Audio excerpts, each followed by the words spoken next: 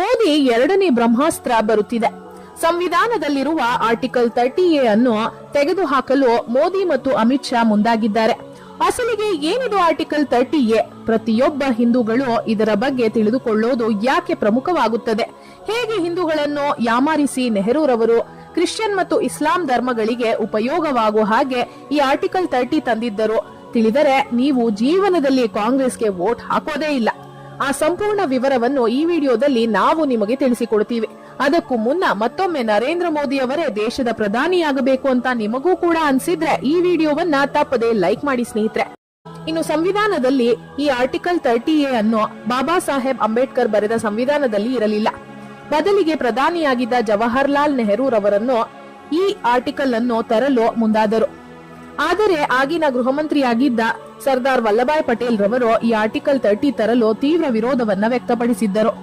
ಈ article 30A ತಂದರೆ ನಾನು ಮಂತ್ರಿ ಸ್ಥಾನಕ್ಕೂ ರಾಜೀನಾಮೆ ಕೊಡುತ್ತೇನೆ ಎಂದು ಹೇಳುತ್ತಾರೆ.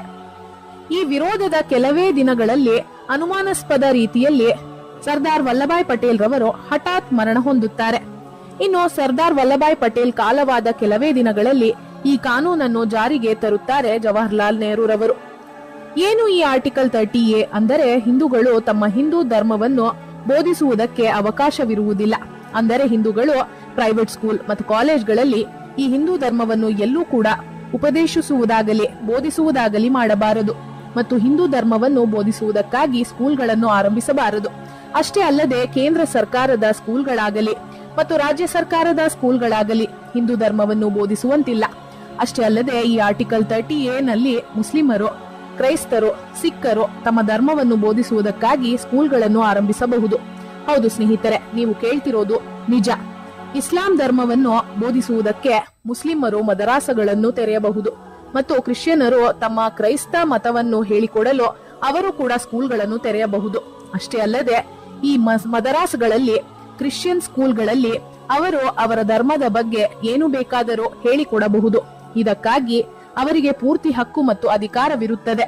ಆದರೆ ಇಲ್ಲಿಯವರೆಗೂ ಕೂಡ ಭಗವದ್ಗೀತೆಯನ್ನೇ ಆಗಲಿ ರಾಮಾಯಣವನ್ನೇ ಆಗಲಿ ಹೇಳಿಕೊಡಲು ಹಿಂದೂಗಳು ಪ್ರತ್ಯೇಕ ಸ್ಕೂಲ್ಗಳನ್ನು ತೆರೆಯುವಂತಿಲ್ಲ. ಆಶ್ಚರ್ಯಕರ ಸಂಗತಿ ಏನೆಂದರೆ ಹಿಂದೂಗಳು ಮತ್ತು ಹಿಂದೂ ದೇವಾಲಯಗಳ ಹುಂಡಿಗಳಲ್ಲಿ ಹಾಕುವ ಹಣವು ಮುಜರಾಯಿ ಇಲಾಖೆಗೆ ಹೋಗುತ್ತದೆ, ಅಂದರೆ ರಾಜ್ಯ ಸರ್ಕಾರಕ್ಕೆ ಹೋಗುತ್ತದೆ. ಈ ಹಣವನ್ನು ರಾಜ್ಯ ಸರ್ಕಾರವು ಮಸೀದಿಗಳು, ಚರ್ಚ್ಗಳ ಉದ್ಧಾರಕ್ಕಾಗಿ ಬಳಸುತ್ತಾರೆ. ಆದರೆ ಮಸೀದಿಗಳು, ಚರ್ಚ್ಗಳಿಗೆ ಬರುವ ದಾನದ ಹಣವನ್ನು ಸರ್ಕಾರ ಮುಟ್ಟುವುದೇ ಇಲ್ಲ.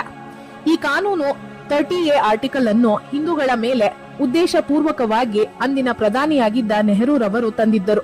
ಇದನ್ನು ತೆಗೆದುಹಾಕುವ ಧೈರ್ಯ ಮತ್ತು ಗುಂಡಿಗೆ ಇಲ್ಲಿಯವರೆಗೂ ಕೂಡ ಯಾವ ಪ್ರಧಾನಿಗೂ ಇರಲಿಲ್ಲ. ಆದರೆ ಈ ಕಾನೂನನ್ನು ತೆಗೆದುಹಾಕುವುದಾಗಿ ಮೋದಿ ಸರ್ಕಾರ ತೀರ್ಮಾನ ತೆಗೆದುಕೊಂಡಿದೆ. ಇನ್ನು ಹಿಂದೂ ವಿರೋಧಿಯಾದ ಈ ಆರ್ಟಿಕಲ್ 30A ಅನ್ನು ಮೋದಿ ಸರ್ಕಾರ ಕೂಡಲೇ ತೆಗೆದು ಹಾಕಬೇಕಾ? ಹೌದು ಅನ್ನೋ ಹಾಗಿದ್ರೆ ಎಸ್ ಅಂತ, ಇಲ್ಲ ಅನ್ನೋ ಹಾಗಿದ್ರೆ ನೋ ಅಂತ ನಮಗೆ ಕಮೆಂಟ್ ಮಾಡಿ ನಿಮ್ಮ ಅಭಿಪ್ರಾಯವನ್ನ ತಿಳಿಸಿ. ಹಾಗೆ ಈ ವಿಡಿಯೋವನ್ನ ತಪ್ಪದೆ ಎಲ್ಲರಿಗೂ ಶೇರ್ ಮಾಡಿ. ಧನ್ಯವಾದಗಳು.